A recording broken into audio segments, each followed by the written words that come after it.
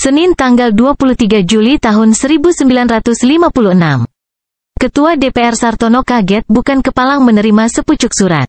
Apalagi di bagian pengirim tertera nama Wakil Presiden Muhammad Hatta. Belum hilang rasa kagetnya. Sartono kembali mengerutkan kening ketika membaca isi surat Hatta tertanggal tanggal 20 Juli tahun 1956 itu, yang berbunyi, "Merdeka, dengan ini saya beritahukan dengan hormat, bahwa sekarang, setelah Dewan Perwakilan Rakyat yang dipilih rakyat mulai bekerja, dan konstituante menurut pilihan rakyat sudah tersusun.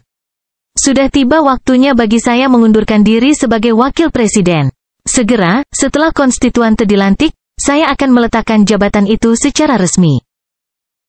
Menerima surat tersebut, DPR awalnya menolak memenuhi permintaan Hatta secara halus. Caranya dengan tidak menanggapi atau membalas surat tersebut. Apalagi, ini bukan kali pertama Hatta mengirimkan surat senada kepada DPR. Setahun sebelumnya, yaitu 1955, Hatta juga pernah mengirimkan sepucuk surat kepada DPR. Dalam surat itu Hatta menyatakan keinginan mengundurkan diri sebagai Wakil Presiden.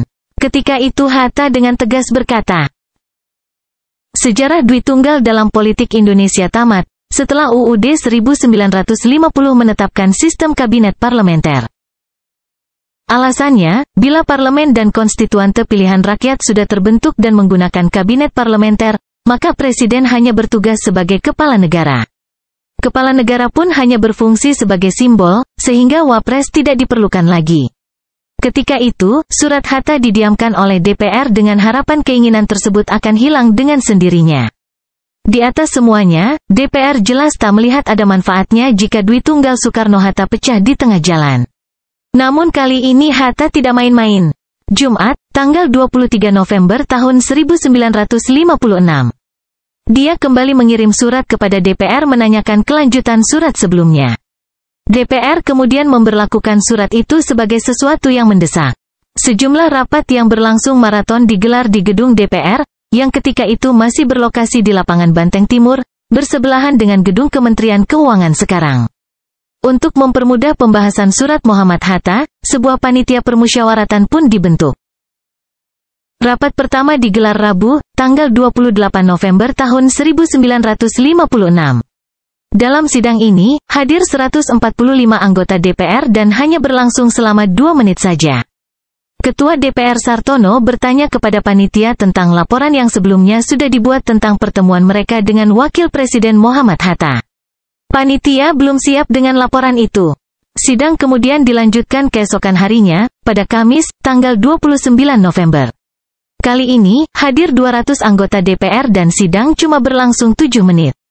Panitia melapor kepada Ketua DPR bahwa dianggap perlu untuk bertemu dengan Presiden Soekarno guna membicarakan niat Hatta tersebut. Soekarno sendiri baru akan menerima panitia pada Jumat keesokan hari, tanggal 30 November. Sidang untuk mengambil keputusan apakah menyetujui keinginan Hatta atau tidak dilanjutkan pada Jumat malam, tanggal 30 November tahun 1956. Jumlah anggota yang hadir bertambah dan disemarakan pula dengan kehadiran 14 Menteri Kabinet Ali Sastro Amijoyo. Malam itu, DPR sepakat untuk memenuhi permintaan Hatta. Maka, sepekan setelah Hatta berkirim surat, DPR menyatakan setuju untuk melepas Hatta. Jadi, terhitung sejak Sabtu, tanggal 1 Desember tahun 1956. Muhammad Hatta resmi mengakhiri jabatannya sebagai Wakil Presiden RI yang telah diembannya selama 11 tahun. Tak berhenti di situ, DPR kemudian membahas sosok pengganti Hatta yang akan mengisi kursi Wakil Presiden. Dalam UUD hanya disebutkan bahwa Presiden dalam melakukan kewajibannya dibantu oleh seorang Wakil Presiden. Lantas, siapa yang akan membantu Presiden kalau wakilnya tidak ada? Hal ini sama sekali tidak dijelaskan dalam UUD. Sidang juga diramaikan oleh pro dan kontra tentang perlu tidaknya jabatan Wakil Presiden diisi kembali. Kalau iya, siapa yang akan menggantikan Hatta? Sayang pembicaraan ini tak pernah berujung dan faktanya jabatan Wakil Presiden RI kemudian kosong selama 17 tahun.